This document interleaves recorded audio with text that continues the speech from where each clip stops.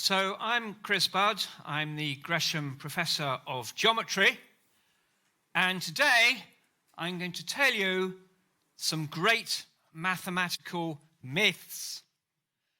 And we'll start with a joke which comes from Student Bloopers, the book, which is a myth, is of course a female moth. So what have myths and maths got in common, apart from the fact they're almost the same word? We don't tend to think of myths when we talk about maths, because myths are the stuff of legend, they're the stuff of wonder, they're the stuff of mystery. Maths, on the other hand, has this reputation for being coldly logical. There is no room for doubt, there's no room for error. Or is there?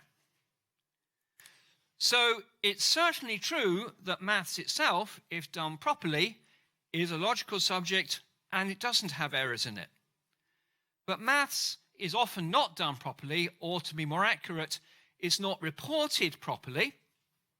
And just like stories can be retold and retold and retold, and that's how a truth can turn into a myth, so a mathematical story itself can be retold and retold, and then it becomes a mathematical myth.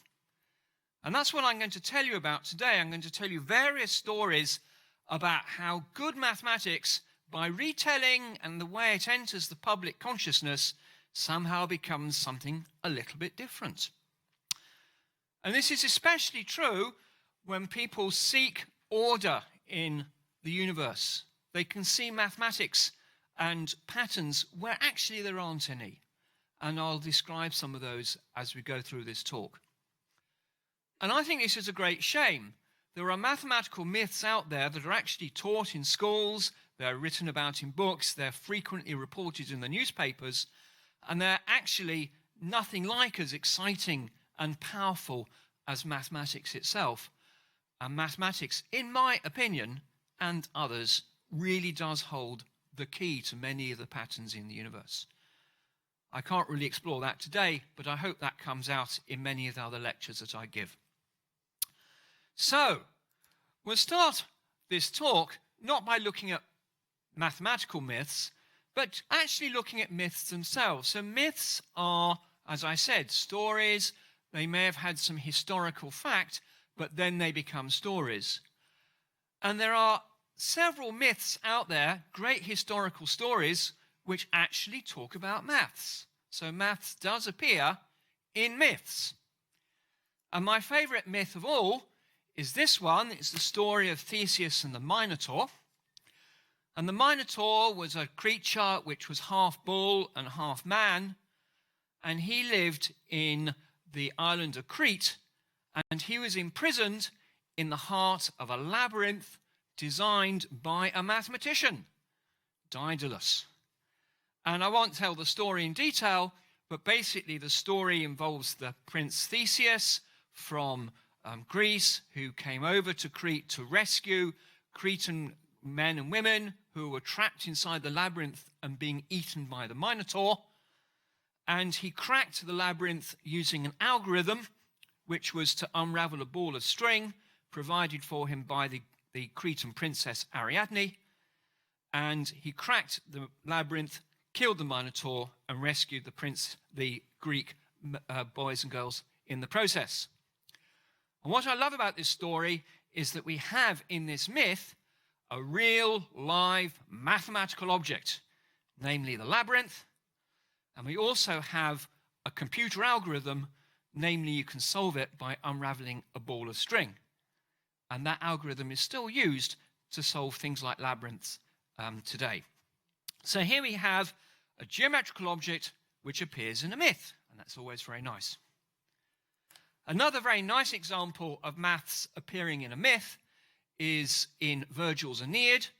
So Aeneas talked about Aeneas, who was a Trojan prince who went to the city of Carthage, where he met Dido, the queen of Carthage. And he didn't realize when he met Dido, queen of Carthage, that she was possibly one of the first ever mathematicians. It's not actually written as such in the stories, but she must have been, because the story of Carthage is that when Dido was granted leave by the gods to create a city, she was told that she could cover the city with the amount of land that she could enclose within the hide of an ox. So there we have the ox here.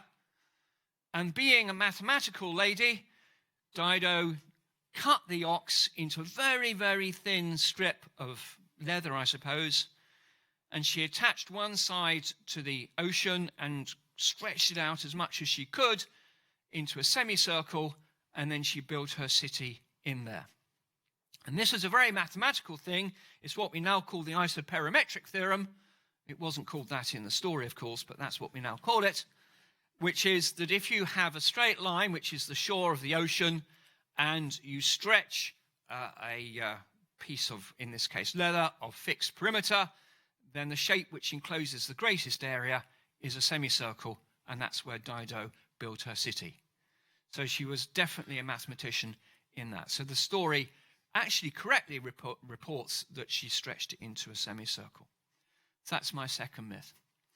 And a third myth that's often told about maths, but which is certainly not true, is the scary maths myth.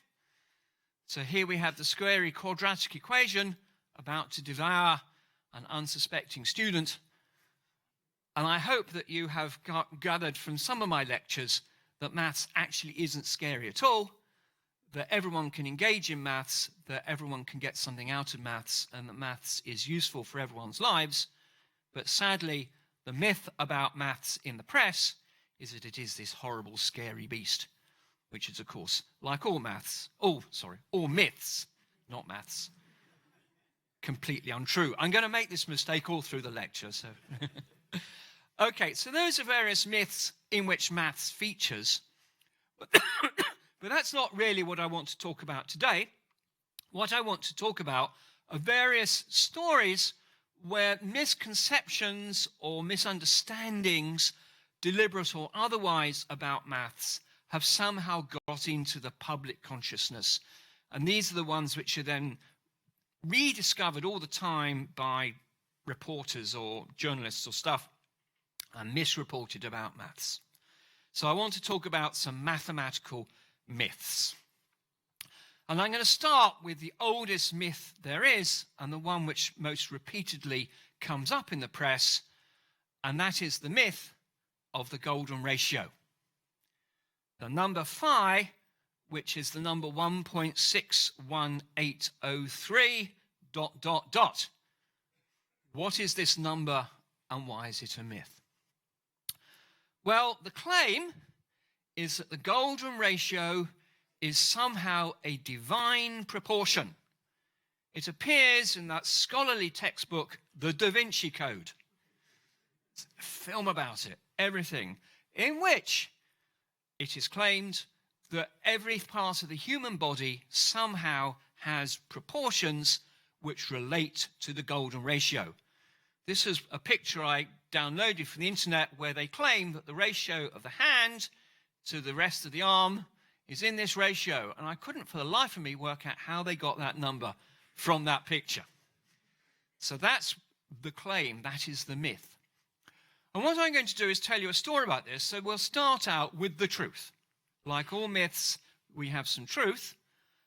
We'll then have a look at the myth, and then I will reveal the great truth at the end to show that the golden ratio really is a very special number, but not for the reasons that the press normally reports. So here's a statement so you can see what people say about it. I know there's an awful lot of words there. I won't repeat them all.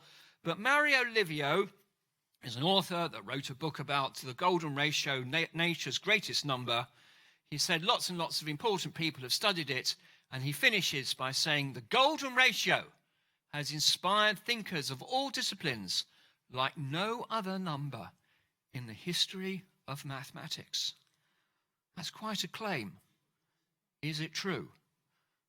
Well, we'll see. So let's have a look at the truth. The truth about the golden ratio. And it starts in really quite a sensible way. The golden ratio starts with an object we call the golden rectangle. Here's a golden rectangle.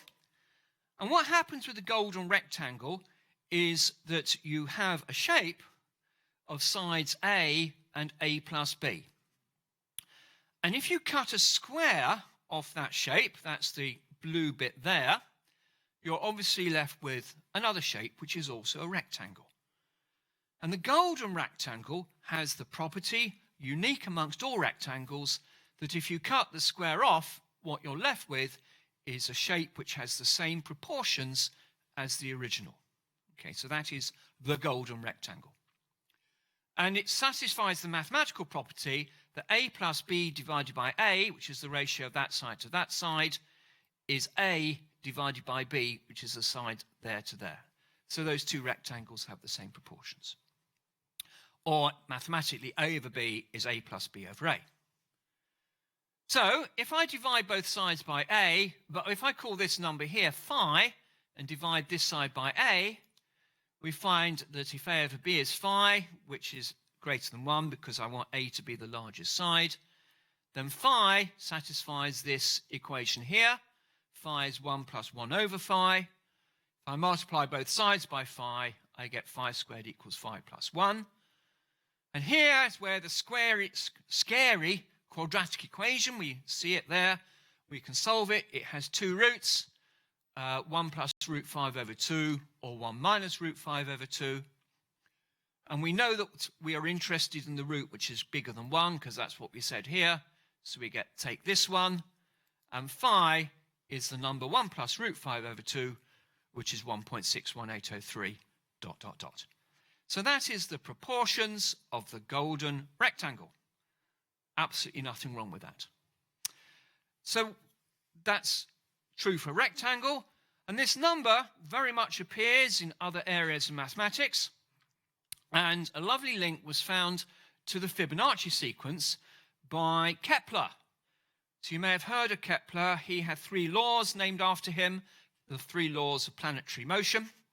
He also did a lot of work on how you pack spheres together. Really quite a substantially brilliant mathematician. And he was looking at a famous sequence, which is called the Fibonacci sequence, which you may have seen. That's this sequence here. And what happens with the Fibonacci sequence is if we add successive terms, 1 plus 1 is 2, 1 plus 2 is 3, 2 plus 3 is 5, and so on, you get this nice sequence of numbers. And this comes up all over the place. And Kepler had a look at the ratio of the successive terms of this.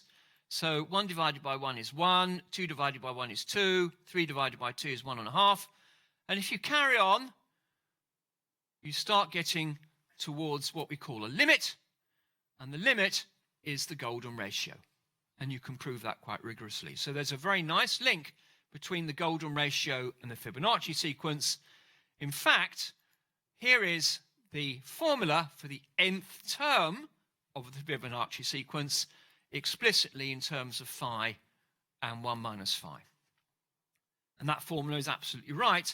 It's somewhat weird that it always produces a whole number, but it does. And that is an explicit formula for the nth Fibonacci sequence in terms of phi. Very good. Phi is the solution of a quadratic equation. We see it as a rectangle, and the Greeks who are interested in geometry knew about phi. Euclid refers to it in his book The Elements, which is the oldest mathematical textbook, and it's possible to construct it using a ruler and compass. You can construct the solution of any quadratic equation using a ruler and compass, and here's the construction for phi. You draw a square of side A. You bisect this side here. You then extend your compass from that point to the corner here. You go down here, and what you end up with is the golden rectangle. And it's a very nice construction, the golden rectangle, which you can easily do, and gives you the number phi. And in the transcript for this talk, I actually prove this mathematically. So that length there is phi in proportion to that length there. And once you've got that length, once you've got the length phi, you can do some nice things with it. And one of the nicest things you can do with it, once you've got it, is you can construct a pentagon. So the pentagon has the nice property that if its side length is 1, then the length of the diagonals is phi. So you can construct this triangle here once you've got phi, and that allows you to go on and construct the rest of the pentagon. So the pentagon has the property that the length of the diagonal compared with the length of the side is the golden ratio. Nice link in geometry. And that property is useful for other things. So you can use it to construct a pentagram, which is the shape on the American flag. And Roger Penrose, who's one of the great mathematicians of our current era, who I think was a former professor of geometry actually here, used it to construct things called Penrose tilings, which are triangles with the angle, the same angle as the pentagram. And you can use these to produce what's called a non-periodic tiling of the plane, which is a very nice geometrical construction. If you go to the University of Oxford and go to the Andrew Wiles building, which is their maths department, outside the paving stones are all in this shape. And in my Gresham lecture next month, which is called The Art of Maths, I'm going to talk quite a lot about tilings and tessellations as part of the way maths contributes to art. So the golden ratio very much is important here and in the pentagram for basically the same reason. The final thing I want to talk about the golden ratio is its irrationality. We're going to come back to this. An irrational number is a number which has the property that it cannot be represented by a fraction, m divided by n. So there's lots of irrational numbers out there. In fact, there's more irrational numbers than there are non-irrational numbers. But the golden ratio is an example of an irrational number. There's no two numbers, m and n, such that one divided by the other gives you the golden ratio. And as I say, I'll come back to this. Now, Livio, in that quote I put up earlier, said that the golden ratio is the most important number in the whole of mathematics. Mathematicians spend all of their life thinking about the golden ratio and nothing else. Is this true? Does it play a central role? No. As a mathematician, I can say this with certainty. It plays a role. We've seen it has nice properties. We see it in geometry. We see it in the pentagram. It's there in the Fibonacci sequence. Yes, it's a nice number. It has nice properties. But I wouldn't say it's the most important number the way Livio says. He says it's the most important number there is. And in football analogy, I would say it's definitely in the Championship League. Okay. So it's a good team, but not quite on the same level as those in the Premiership. So let's compare it with some numbers in the Premier League. There we are. We'll have a look at some Premier League numbers in mathematics for comparison. So the Premier League, of course, has good teams and not so good teams. I'm very pleased to say that my current team, I won't say which it is at the moment slightly above the relegation level, which is good. And I would say at the bottom of the Premier League, but definitely in a different league from the golden ratio, are two of my favourite numbers, root 2 and root 3. When I was at school, I wrote my first ever computer program, and that was to calculate the square root of 2, and I was so proud of myself. Okay. 1.4142135623730950488. Okay, remember it still, carries on forever. Where do we see root 2? Well, if we have a triangle of side 1, obviously all the sides 1. If I take a square of side 1, the diagonal of that is root 2. If you take a sheet of A4 paper, the proportions of A4 paper, which is the paper most of us use, is 1 to the square root of 2. If you calculate your electricity bill, you use the square root of 2. It comes up everywhere. So that's the diagonal of the square, which is a much more commonly occurring shape than the pentagon, which is the next one on, which certainly has a diagonal of phi. And if we go one step on to the hexagon, which we see in beehives and many other shapes, crystals and so on, the short diagonal of that is the square root of 3. So here we have two shapes which are much, much more common than the pentagon, which have ratio root 2 and root 3. So if people say to me the golden ratio is the most important number because it's the diagonal of the pentagon, I would say, yeah, but what about the square or the hexagon? You'd never get them mentioned. The long diagonal has length 2. So they're in the Premier League, great numbers, far more commonly arising than the golden ratio. But what's at the top of what are the Liverpools or whatever in the number land? Well, there are several which claim attention up there, and certainly pretty well one of the most important is the number pi. And pi was known way back to the Greeks. Archimedes, that great genius of mathematics, computed pi pretty accurately for the day. So pi is the ratio of the circumference of a circle to its diameter. It's an irrational number, 3.141592653589793, blah, blah, blah, blah. And it has this most wonderful formula representing it in terms of odd numbers, which I know these things are subjective, but this is my favorite formula in the whole of mathematics. Anything involving areas involves pi. So in the mathematical subject of calculus and integration, you see pi everywhere. If you're an actuary and you're calculating death using statistics, you will be using pi in every formula that you use. This number comes into absolutely everything. Equal first in the Premier League is the number E, 2.718281828, which has this slightly scary definition, limit as 1 plus 1 over n to the n, or slightly less scary in terms of factorials. And the number E, often called Euler's number, E Euler maybe, is the number which lies at the heart of how things grow. And it was originally studied or discovered in terms of compound interest. So that's the number E. It's hard to conceive of a universe without pi and E. And here is a quote from me, but I think many people would agree with it, that practically every formula in science and engineering involves E or pi or the two together. For example, anything to do with waves involves the two combined.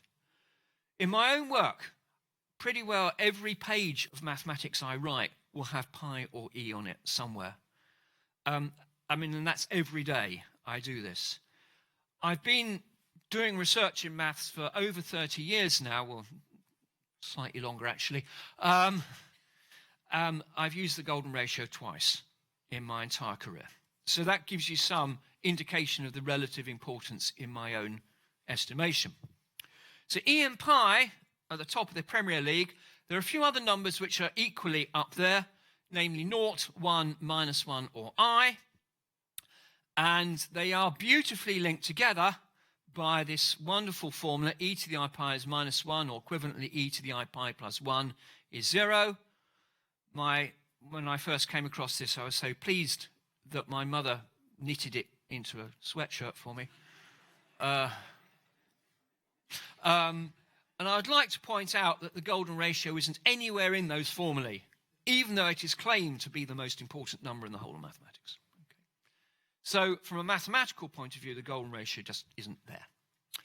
Let's have a look at the links with nature, because the other claim is that it's very much linked to nature. It is certainly true that the golden ratio appears in nature. If you have crystals with five-fold symmetry, or quasi-crystals as they're often called, you will see it because it's there in the pentagon. And there's an example. But these are very rare in comparison with cubes or hexagons or stuff, and these are crystals which involve the ratios root 2 and root 3. The golden ratio, as we said, was discovered by Kepler, is linked to the Fibonacci sequence, which is defined using this relationship. This was invented or discovered by Fibonacci in the 16th century as a way of looking at population growth. He was looking at the way rabbits reproduced. And it's a well-established law for population growth. And so we would expect to see the golden ratio appearing when we study populations. it also relates to the way things pack together. So the golden ratio appears in the garden. It appears in two contexts, certainly. Spirals in a sunflower, linked to a Fibonacci sequence, which links to the golden ratio. And if you take a beehive, because bees reproduce in a similar way to rabbits, roughly speaking, biologically, maybe not, but certainly mathematically they do, you end up with having proportions of drones to other bits of the beehive roughly in the golden ratio. And that's all to do with population growth, and we understand this. These are well understood things. So in the garden, yes, you'll see the golden ratio here and there. But much, much more is claimed. So here's the myth. So the myth is that the golden ratio appears everywhere in the human body. This was what the Da Vinci Code said. One of my favorite examples being that the claim, I decided not to show a full-length picture in case people were offended, but if you measure your height of your navel up to there and compare that with your height, then the two are in the golden ratio. Even more is claimed. It's claimed if you take the perfect human face, then just about every proportion in that is to do with the golden ratio. This is something I downloaded from the internet where they drew golden rectangles over a perfect human face to show that the golden ratio was there. Is this true? Well, that's the perfect face. I'm not so sure about this one. But it's certainly, my wife insisted I put this one on. None of this is remotely true. The human body, if you measure it, has lots and lots of ratios in it. I can take the length of my arm divided by the length of my leg and stuff like that. Most of these ratios are between 1 and 2 because if they weren't, we'd be far too big or far too wide or stuff. And so if you've got lots of ratios between 1 and 2, some will be close to the golden ratio. So I did a very scientific study amongst one of the great things about teaching university is that I have 400 students in front of me most mornings I can do experiments on. And I got them to measure their height and divide by their navel height. That was fun. And we recorded the frequency, and this is what we got. And we found, yeah, it's a sort of vaguely gets interesting towards this. And then there's a dip. And the dip was more or less where the golden ratio was. And then they go up to here. So draw what conclusion you want from that. So there's lots of ratios in the human body. Some are close to the golden ratio.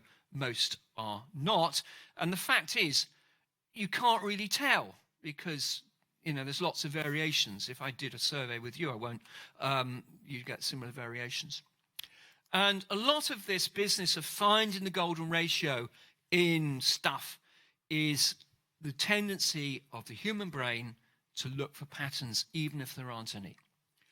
This was a pattern that was reported in BBC News where someone had rung in to say that Boadicea had appeared in the clouds. There, can you see her? There's her spear, and there's her whatever. So there is this tendency to look for patterns. Here's another famous thing about the golden ratio. You see this very, very often, this picture of a spiral. If you draw the golden rectangle, knock off a square, carry on knocking off squares, and draw circles, here you get this spiral. First of all, it's not a spiral. Not technically, it's a load of circles, and that's not quite a spiral, but giving it the benefit of the doubt, you then see the shape appearing, so it's claimed to be the shape of a nautilus, the galaxy, or even that wave there. Well, is this the case? Well, slightly sort of. The spiral that you get when you do this construction is what's called a logarithmic spiral. It has the form mathematically r equals e to the ab theta. E is that number we've seen earlier. Theta is the angle you go round, and r is how far away you are from the center as you go round. Actually, there's a typo here. That should be e to the minus b theta. I do apologize. You see this everywhere in nature. And the reason you see it is it relates to the way things evolve. And it has the property that if you change theta by a fixed amount, if you rotate the spiral, you simply rescale it. And so things like galaxies, which evolve by sort of growing in a kind of ordered way, are bound to have this shape. Same with the nautilus. They all have this shape. But these numbers here, A and B, are arbitrary. They depend upon the object. So they can be any value. For the golden spiral, which you can calculate, the number is the log phi divided by pi over 2, which is this. And what very few of the popular articles seem to have noticed is that if you actually take a nautilus and measure it, it's 0.18. It's nothing like the golden ratio. So nautilus has the spiral form, but it's nothing to do with the golden ratio. And finally, I just want to talk a bit about art. So I have to be careful here. Some artists, Le Corbusier, for example, have systematically used the golden ratio in their art. They've designed things around it because basically they've bought into the myth. They believe the myth, and the myth is that the golden ratio gives you the most aesthetically pleasing rectangle. So this is an interesting one. Is the golden rectangle the most aesthetically pleasing? Well, what has happened is psychologists have given lots and lots of people rectangles to look at, and they tick the ones they like best. And guess what? It's not the golden ratio. It's much more close to root 2. Here's a psychological test. There we are. You can decide yourself whether you believe it. There's no evidence for it whatsoever. It's claimed Da Vinci used it in his art. There's no evidence of that. Da Vinci mentions lots of ratios, but he mentions whole number ratios only. The Vitruvian Man, which is one of his most famous pictures involving ratios, is claimed to have the golden ratio in it. It doesn't. You can just measure it with a ruler. And examples of finding the golden ratio in Da Vinci's pictures are just like finding the ratio in the face. There's lots of ratios out there. Some are better than others. And the same applies to the Parthenon, which is also believed to do this. Here's a picture I got from the internet with a spiral beautifully drawn in, but it seems to be fixed on top of the crane rather than on top of the Parthenon, and has otherwise nothing to do with anything. And in fact, the Greeks didn't use it, and the idea it goes, anything to do with the Parthenon goes only back to the 1850s.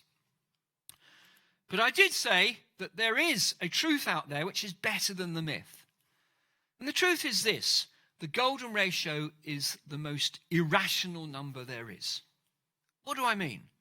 A rational number is a number which is expressed in terms of a fraction.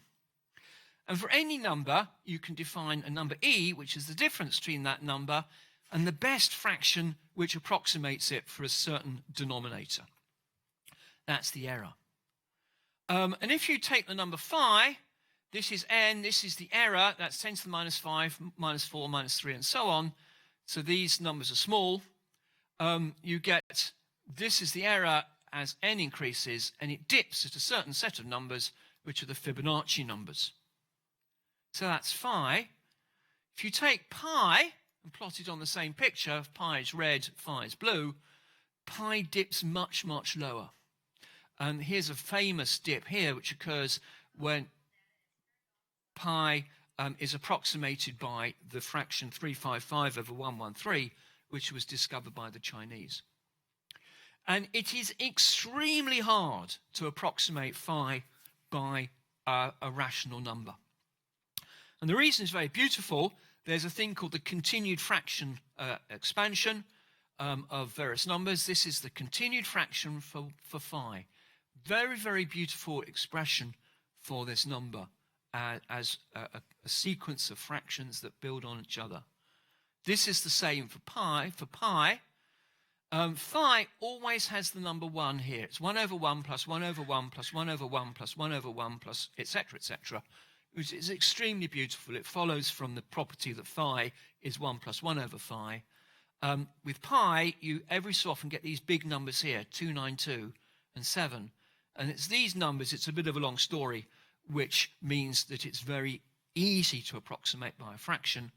And the fact that all these ones means it's very hard to approximate phi by a fraction. Phi is the most irrational number. And this is genuinely useful. We use it a lot when we study synchronization of how one sound synchronizes to another. So if you have two sounds, one of which has a frequency which is a ratio of phi to the other, those two sounds will sound most discordant against each other. And there's evidence that the brain makes certain use of this in order to avoid certain sort of epileptic type problems. So yes, It's a great number. It's still earning the Championship League. Sadly, the popular press never reports that phi is exciting because it's the most irrational number. And that's a shame. Okay, so let's move on to my next myth. And I want to talk about a wonderful problem called the Monty Hall problem, which some of you may have heard of. And I'll tell you the story. The basic story behind the Monty Hall problem is that this was introduced by someone, not surprisingly, called Monty Hall, who was a game show host. And the story was at the end of the game show, Monty Hall would present the contestants of the game show with 3 doors. And the contestants are shown 3 shut doors, and behind one was a great prize, such as a car, and between the other 2 was a goat. And Monty Hall would ask the contestants to choose a door, which they would then do, and he would then open up another door to reveal a goat. And he challenged the contestants, should you stick with the door that you have chosen, or would you like to change to the other door that's left? So the contestants are asked to do this, and then the door they finally choose is opened, and if it's a goat, they get a goat, and if it's a car, they get a car. And the Monty Hall problem is this: should you change your door or not? Right, so quick survey. Who would change the door? And who wouldn't change the door? Seems about 50-50. Interesting. Well, the basic myth is that you should change the door. The often quoted answer is yes. If you want a slightly non-scientific but popular press account of this, the film 21, which is all about a group of students from MIT in America who go off to Las Vegas to break the bank there by essentially counting cards. The film opens firstly with a Fibonacci sequence and then evolves into them discussing the Monty Hall problem and saying you should always change the door. But this is a myth, and it's certainly not always correct. And the answer to this kind of puzzle of whether you should change the door or not depends on really the situation and the relationship between the host and the contestant. And I'm going to give 3 different answers to this problem, which give 3 different cases of whether you should change the door or not. So the first case is where you have a host, which is Monty Hall, who knows what's going on and is kind.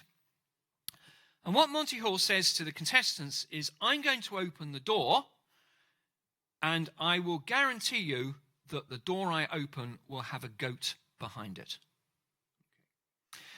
So, basically, the contestant chooses a door, Monty Hall opens the door, it has a goat behind it, the contestant has to decide whether to change. Now, the reason that they should change in this case is as follows. When you have 3 doors, the chance of choosing a car is 1/3. Okay? You just choose a door, the chance the car is 1/3. Before you do this, you know that Monty Hall is going to open the door to reveal a goat. You choose a door, Monty Hall opens a door, a goat is revealed. Nothing has changed. The information you had before and the information you have after are exactly the same. So the chance you have a car is still 1/3, and the chance that the other door is a car is 2/3, so you double your chances by changing doors. So if your host is kind and knowledgeable, you should always change the door and you will win. And in the Monty Hall problem, that's what the people on 21 said, and that's what happened in the program.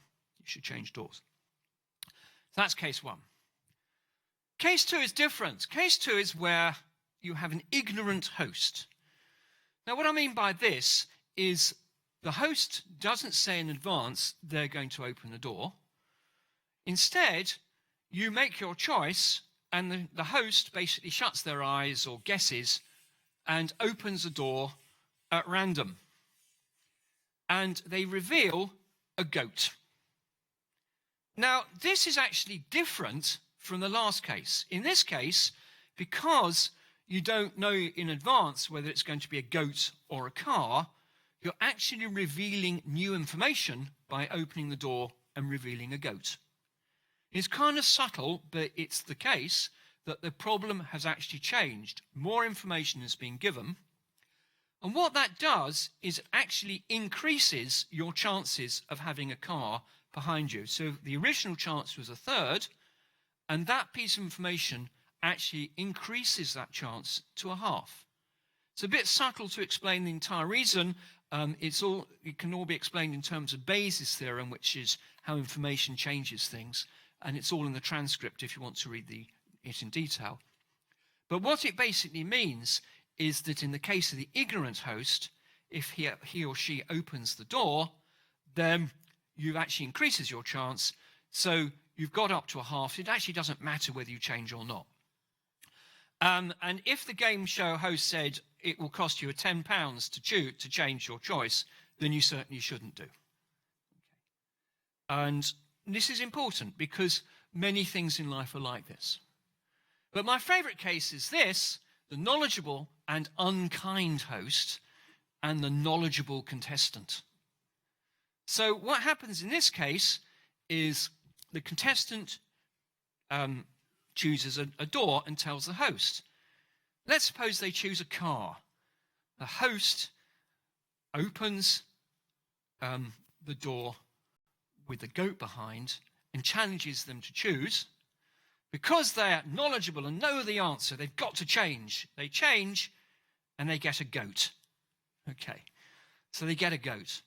And then if they choose a goat, the host subtly changes the rules without anyone noticing, which is to say, well, tell me which of these two doors you'd like to, we'll eliminate one of the doors. And they say, oh, well, I'll eliminate the one on the right. So they eliminate that. And then they say, oh, well, now do you want to choose? And again, being a knowledgeable person, they choose and change. And the chance of getting a car in that case is a half. And that means that if they choose a car, they lose. And in this case, if they choose a goat with probability 2/3, they lose half the time. So in this case, they actually end up losing big time and get the car with a probability 1/3. So what the host does is he exploits the fact that the contestant thinks that they know what they're doing to actually work that against them. And in this case, they lose. So the unkind host and the knowledgeable contestant will end up with a contestant that gets a goat. And I've tried this out on my students who think they know the answer, and this is how I win every time. Well, 2/3 of the time. I should say I'm indebted to Rob Easterway, who is a wonderful popularizer of mathematics, who introduced me to this in an article he wrote, A Little Knowledge is a Dangerous Thing. And if you want to learn more about the Monty Hall problem, there's a very nice book by Rosenhaus which talks about all the cases that I talk about here. So that's the Monty Hall problem, and say the myth is that you should always change, but the reality is it all depends upon how much your host knows and how much you know. So I want to now talk about something which isn't quite a myth, but more a sort of mathematical misconception, which has almost become a myth. And this is a thing called the four-color theorem. So a bit of history on this. In, I suppose, the 17th and 18th century, maps were being produced, which were the first maps to be produced in colour. This is an early map of Europe produced in colour. And colours were expensive, and people wanted to produce maps with as few colours as possible because that was cheaper. But they had to have certain rules when colouring a map. And they had basically two rules. Each country should all be coloured the same colour. So this isn't country, no, it's counties, but it'll do. So Somerset, where I sort of live, these are the traditional counties, all has one colour, which is green. Devon is purple, Kent is orange. So each country must have one colour.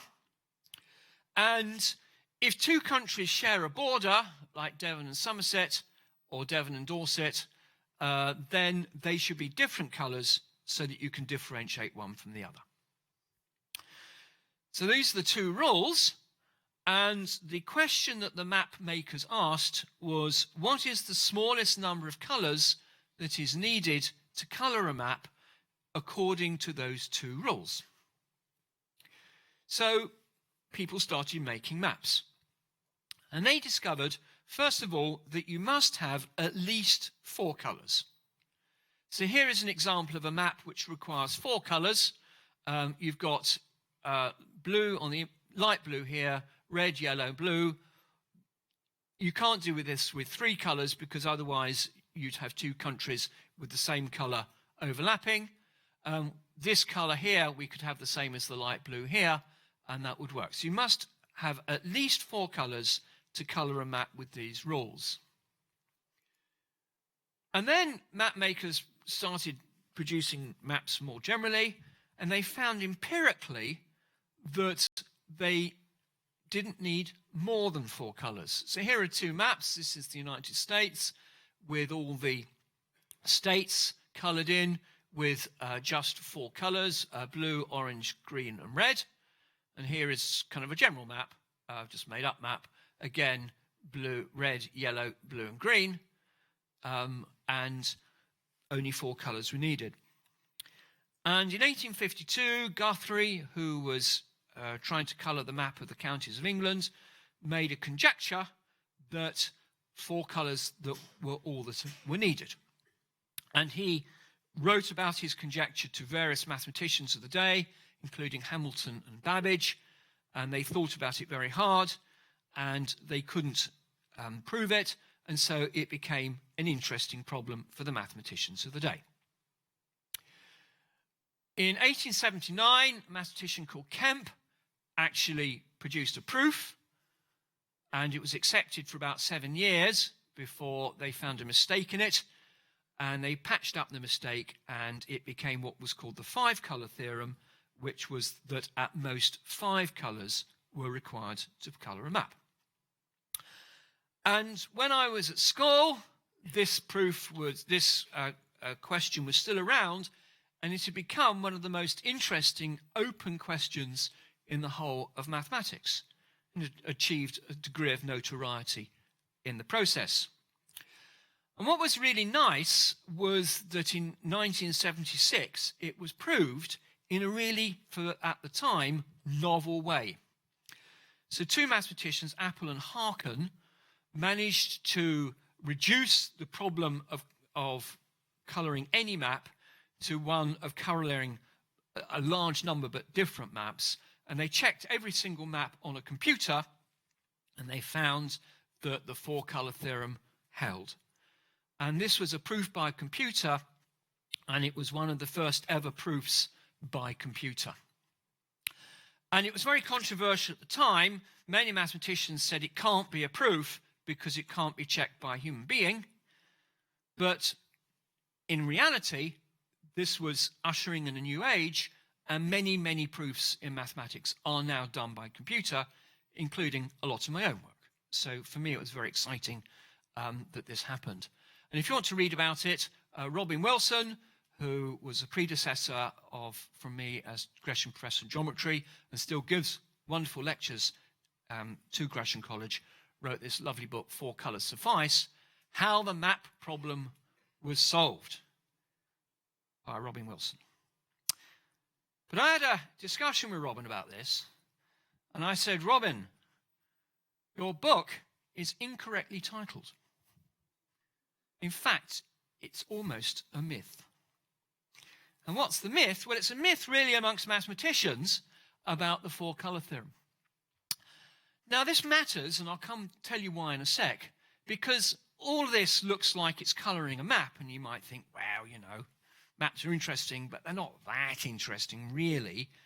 But actually, this is a really important problem in modern technology, and this brings into my own work, because if you have Wi-Fi systems or any sort of radio system, and you have them in close proximity, it's important that the Wi-Fi systems have different frequencies to avoid interference. And you want to know what's the most number of frequencies that you need to use in a Wi-Fi system to avoid interference in say, an office block. And for frequencies, read colour. For map, read office block, and you have the same problem. So it's actually important to crack this problem for communications technology as much as for colouring in a map. And my argument with Robin was not that 4 colours suffice, but this bit here, how the map problem was solved. And the reason I have this is that the truth is that the 4-colour theorem correctly applies to all non-contiguous planar graphs. That makes sense. A non-contiguous planar graph is something you draw on a piece of paper like we have, where different regions can be coloured in any way that you want. The myth is that the 4-colour theorem applies to the maps that were used in the original description, and actually it doesn't. The 4-colour theorem doesn't apply to maps. You need at least 5 colours to colour a map. And here is an example. So here we have the world of Gresham land, in which we have Lake Gresham here and lake geometry. And lakes are blue, of course. So I've coloured them in both blue. And here are 4 colours that need to be coloured that map, which cannot be blue. And there is no way you can colour that map with 4 colours. You need 5 colours to colour that map. I know we've proved you can do it with 4 colours, but actually you need 5 colours. What's gone wrong?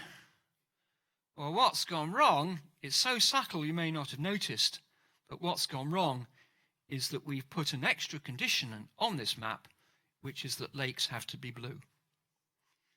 So the condition that the sea is always blue, or in the case of the British, that the empire is always red, actually means you can't colour a map with 4 colours. The theorem breaks down, and Robin's title, How the Map Problem Was Solved, is actually not right. And in fact, a map, if you have the condition that empires have to be all the same colour, you in fact need arbitrary number of colours to colour a map. And so the 4-colour theorem is a great theorem, but nothing to do with maps. Okay.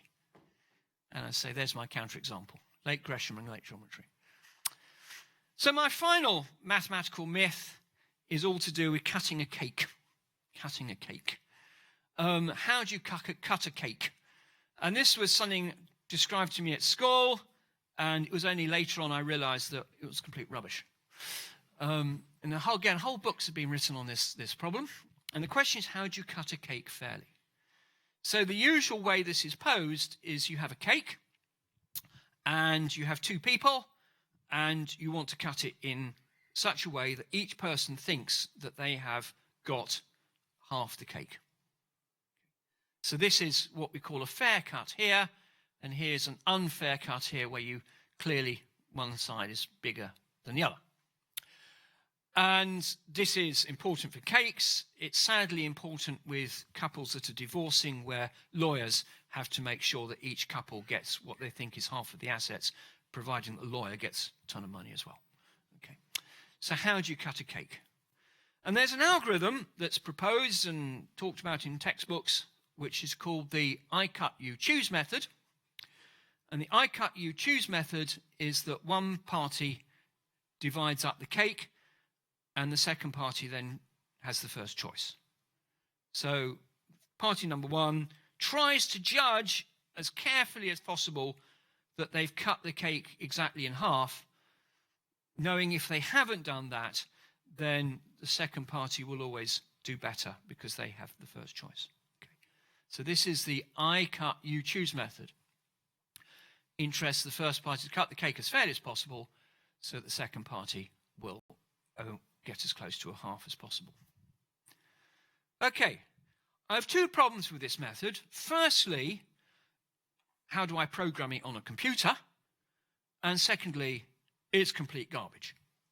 So this is a myth, and it was taught to me at school. And why is it a myth? You only have to think for a second to realize in this that the advantage is overwhelmingly to the second party. It's the person that chooses first is always going to win. So here's a cake. Happy birthday, Gresham. My argument is this. Let's suppose that the first person is really bad at cutting. Maybe they can't see very well. So they just randomly cut the cake where they think it's a half.